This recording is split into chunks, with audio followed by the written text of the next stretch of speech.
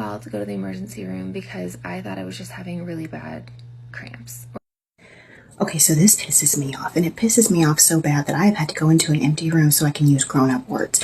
A few years ago, I had my gallbladder out. Now, it had been puttering to a stop for years, but because I had no insurance and no money and I wasn't in liver failure, they didn't do a damn thing about it. Okay, so I went into liver failure. I show up looking like an Oompa Loompa. The next day, they take my gallbladder out. It takes 2 doses of 5 milligrams of fentanyl. If you have any experience with fentanyl, that stuff is good.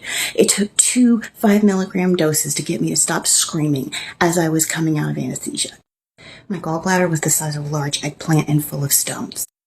That night, the nurse refused to give me anything for pain. Anything. I could have had Dilaudid, I could have had morphine, I could have had Norco, and I could have had Tylenol. She gave me nothing for her entire 12-hour shift, even though I was in so much pain that I was crying and couldn't get up to go to the bathroom, even though I had an IV in. I was literally too weak to advocate for myself, and that is a nightmare that I would not wish on my worst enemy. The next day, the surgeon tells me that they had to enlarge the incision to get my gallbladder out, and even while I was 100% under, I was showing symptoms of pain. Let's talk about vasectomies. Do you know men, on average, get about 12 Norco pain pills after their vasectomy, a tiny little centimeter incision, and maybe a stitch? Whereas when a woman has endometriosis and has to have the inside lining of her uterus burned off because she can no longer abide the period pain that she's having, they give her maybe 4 Norco. Now, this obviously pisses me off. Why am I making a video about something that pisses me off this fucking bad? This is the reason. I want you to see how determined I am that no one ever has to go through this again. I know it's not a realistic goal, but that's my goal. That's where I'm standing.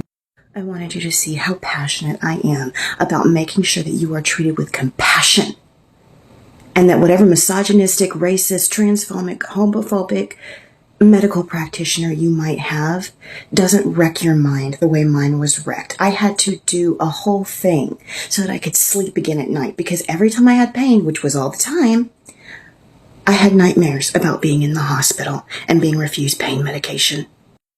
I will work with you to make sure that that never, ever happens to you.